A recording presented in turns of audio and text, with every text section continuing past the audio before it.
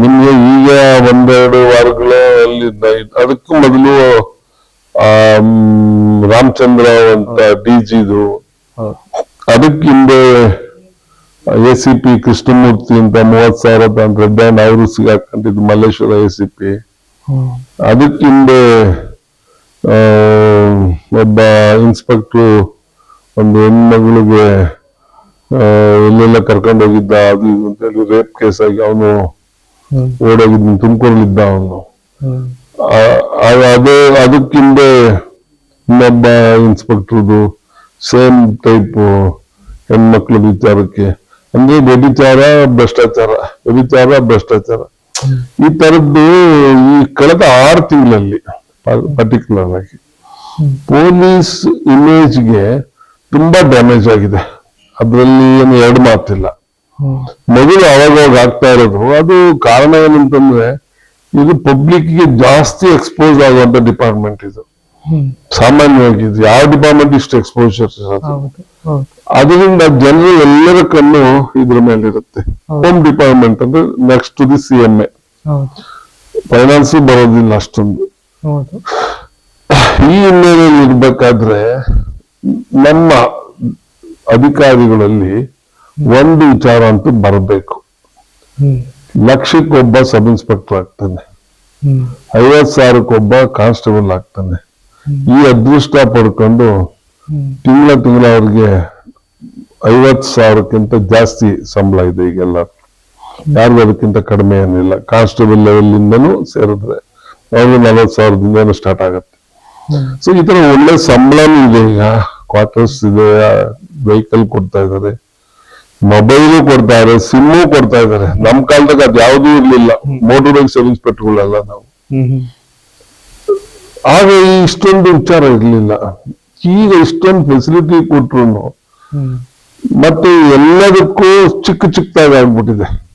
ಅವತ್ತು ಪೋಸ್ಟಿಂಗ್ಸ್ ಎಲ್ಲದು ಅಧಿಕಾರಿಗಳೇ ಮಾಡ್ತಿದ್ರು. ಪೊಲಿಟಿಷಿಯನ್ಸ್ ಯಾರು ತಲೆ ಹಾಕಂಗಿರ್ಲಿಲ್ಲ. ಎಲ್ಲ ಗ್ರೌಂಡ್ ಲೆವೆಲ್ ಏನ್ ಆಫೀಸರ್ಸ್ ಇದ್ದಾರೆ ಅಪ್ ಟು ACP ವರ್ಗು ಎಲ್ಲದನ್ನು DG ಫೈನಲ್ ಮಾಡ್ತಿದ್ರು, IG ಫೈನಲ್ ಮಾಡ್ತಿದ್ರು, ಸಬ್ ಇನ್ಸ್ಪೆಕ್ಟರ್ಗಳನ್ನ DIG ಸಾರಿ.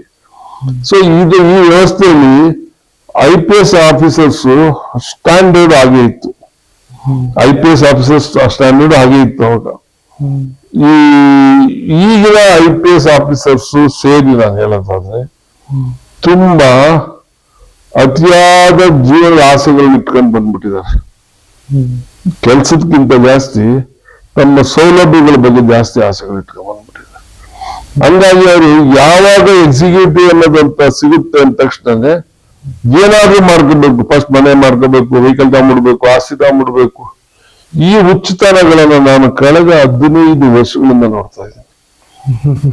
ಕಳೆದ 15 ವರ್ಷಗಳಿಂದ IPS ಅವರು ಸೇರಿ ಹೇಳ್ತಾ ಇದ್ದೀನಿ ನಾನು. KSPS ತುಂಬಾ ಇದೆ. ಸೊ ಈ ಅಧಿಕಾರಿಗಳ ಒಂದು ಒತ್ತಡ, ರಾಜಕಾರಣಿಗಳು ಎಂತ 3rd ಗ್ರೇಡ್ ಪೊಲೀಸ್ ಸ್ಟೇಷನ್ ಅಂದ್ರು ಅವನಿಗೆ ದುಡ್ಡು ಕೊಡ್ದಲೆ ಬರಕ್ಕಾಗಲ್ಲ. ನಮ್ಮ ಅಧಿಕಾರಿಗಳು ಕಾಂಪಿಟೇಷನ್ ಜಾಸ್ತಿ ಆಗಿದೆ. ಪೊಲೀಸ್ ಆಫೀಸರ್ಸ್ ರಿಕ್ರೂಟ್ಮೆಂಟ್ ಜಾಸ್ತಿ ಮಾಡಿದ್ದಾರೆ, ಪ್ರಮೋಷನ್ಸ್ ಜಾಸ್ತಿ ಕೊಟ್ಟಿದ್ದಾರೆ. ಮೊದಲು ಇನ್ಸ್ಪೆಕ್ಟರ್ಗಳು ತುಂಬಾ ಕಡಿಮೆ ಇದ್ವು. ಈಗ ರೋಡ್ಗೆ ಒಬ್ಬ ಇನ್ಸ್ಪೆಕ್ಟರ್ ಆಗ್ಬಿಟ್ಟವ್ರು, ರೋಡ್ಗೆ ಒಬ್ಬ DSPಗಳು ಆಗ್ಬಿಟ್ಟವ್ರು. ಸೊ ಅವ್ರು ಎಕ್ಸಿಕ್ಯೂಟಿವ್ ಅಂದ್ರೆ ದುಡ್ಡು ಎಲ್ಲಿ ಬರ್ತದೆ, ಎಕ್ಸಿಕ್ಯೂಟಿವ್ ಕೆಲಸ ಆದ್ಮೇಲೆಲ್ಲ ಡಿಪೆಂಡ್ ಅದು. ಎಕ್ಸಿಕ್ಯೂಟಿವ್ ಪೋಸ್ಟಿಂಗ್ ಅಂತಂದ್ರೆ ವರ್ಕಿಂಗ್ ಪೋಸ್ಟ್ ಅಂತ ನಮ್ಮಲ್ಲಿ ಆಕ್ಚುಲಿ ಇದ್ದಿದ್ದದು. ಒಳ್ಳೆ ಕೆಲಸ ಇರುತ್ತೆ, ಆಕ್ಟಿವ್ ಇರುವಂತ ಜಾಗ ಅಂತ. ಬಟ್ ಈಗ ಆತರ ಇರ್ತಾ ಇಲ್ಲ. ಯಾವುದ್ರಲ್ಲಿ ಆದಾಯ ಇದೆ ಅದು ಎಕ್ಸಿಕ್ಯೂಟಿವ್ ಅಂತ.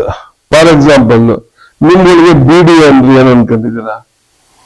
BD ಅಂದ್ರೆ ಅಲ್ಲಿ ನಾನ್ ಎಕ್ಸಿಕ್ಯೂಟಿವ್ ಅಂದ್ರೆ ನಮ್ಮ ಇದಿಲ್ಲ ಅಂತ ನಿಮ್ ಅನ್ಕೊಂತೀರಾ. BMTF ಅದ್ರಲ್ಲಿ ಏನೈತಿ ಅಂತೀರಾ. KPTCL ಅದ್ರಲ್ಲಿ ಏನೈತಿ ಅನ್ಕೊಂತೀರಾ. ಆದ್ರೆ ಅವೆಲ್ಲ ಎಕ್ಸಿಕ್ಯೂಟಿವ್ ಲಿಸ್ಟ್ ಅಲ್ಲಿ ಇದೆ.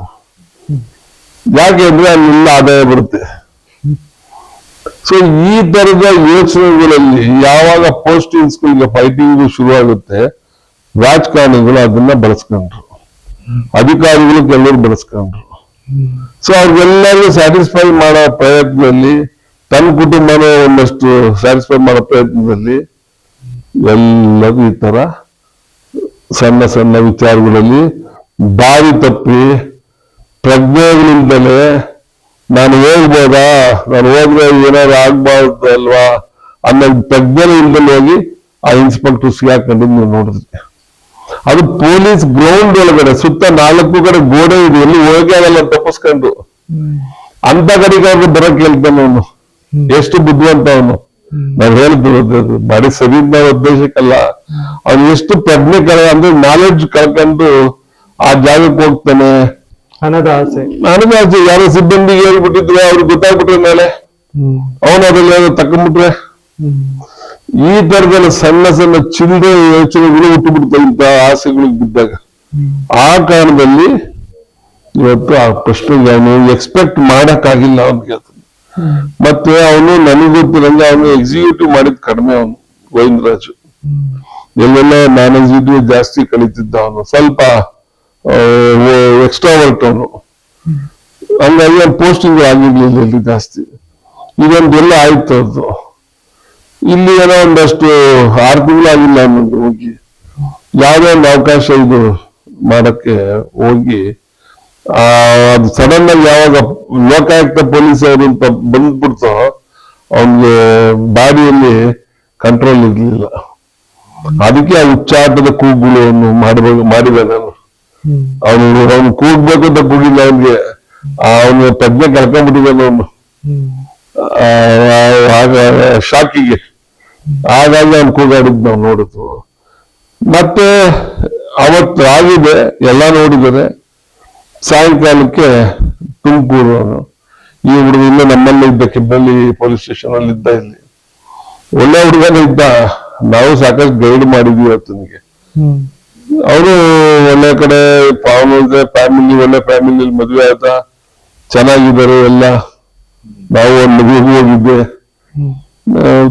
ಈಗ ಇದ್ದವ್ರು ಮೊನ್ನೆ ರಾಘವೇಂದ್ರ ಇನ್ಸ್ಪೆಕ್ಟರ್ ಇದ್ದ, ಅದಕ್ಕೆ ಮೊದಲು ನಮ್ಮ ಊರಿದ್ದ ಇನ್ಸ್ಪೆಕ್ಟರ್, ಅವನು ಒಳ್ಳೆ ಇನ್ಸ್ಪೆಕ್ಟರ್ ಇದ್ದ. ಎಲ್ಲರೂ ಒಳ್ಳೆ ಗೈಡ್ ಮಾಡೋ ಅಂತಾರೆ ಅಲ್ಲಿ ಇದ್ದಿದ್ದು. ಯಾರು ಮತ್ತೆ Chandrashekar DSP is also good. ಹಂಗೆಲ್ಲ ಮತ್ತೆ SP ಅಶೋಕ್ ಅವ್ರ ಬಗ್ಗೆ ನಾನು ಅದೆಲ್ಲ ಕೇಳಿಲ್ಲ ಸ್ವಲ್ಪ. ಮತ್ತೆ ನಮ್ಮ IG ಲಾಭರಾಮ್ ಅವ್ರಂತೂ ಬಿಡಿ, is honest to the core. So ಯಾರು ಇವರಿಗೆ ತೊಂದರೆ ಮಾಡೋದಿಲ್ಲ. ನಮ್ಮ ಕಾಲದಲ್ಲಿ DIGಗಳು ಪ್ರತಿ ಸ್ಟೇಷನ್ ಅವರು 1,000 ಕೊಡ್ಬೇಕಿತ್ತು ಅವಾಗ. ನಾನು ಒಬ್ಬನ್ ಬಿಟ್ಟು ಎಲ್ಲಾರ್ದಲ್ಲೂ ವಸೂಲಿ ಮಾಡೋರು. ನಾನ್ ಕೊಡ್ತಿರ್ಲಿಲ್ಲ, ನನ್ ಯಾವ್ದು ಬರೋಲ್ಲಪ್ಪ, ನಾನು ಕೇಳ್ಬೇಡಿ ಅಂತಿದ್ದೆ. This was fact. ಹಾಗಾಗಿ ಸುಭಾಷ್ ಬಣ್ಣರು ಹೇಳೋರು ಎಲ್ಲರೂ ಅಲ್ಲೊಬ್ಬ ಸಬ್ ಇನ್ಸ್ಪೆಕ್ಟರ್ ನೋಡೋದು ಬಾಗೇಪಲ್ಲಿ ಅಂತ use to tell wherever you go for inspection. ಇದನ್ನೆಲ್ಲ ಕಂಟ್ರೋಲ್ ಹೆಂಗೆ ಸರ್ ತಗೊಳ್ಳೋದು? ಕಂಟ್ರೋಲ್ ಹೆಂಗೆ ಅಂತಂದ್ರೆ ಫಸ್ಟ್ ರಾಜಕಾರಣಿಗಳು ಮಾನ ಮರ್ಯಾದಿದ್ರೆ ಇವ್ರ ಹತ್ರ ಅಧಿಕಾರಿಗಳ ಹತ್ರ ದುಡ್ಡು ಮುಟ್ಟೋದು ಫಸ್ಟ್ ಬಿಡ್ಬೇಕು.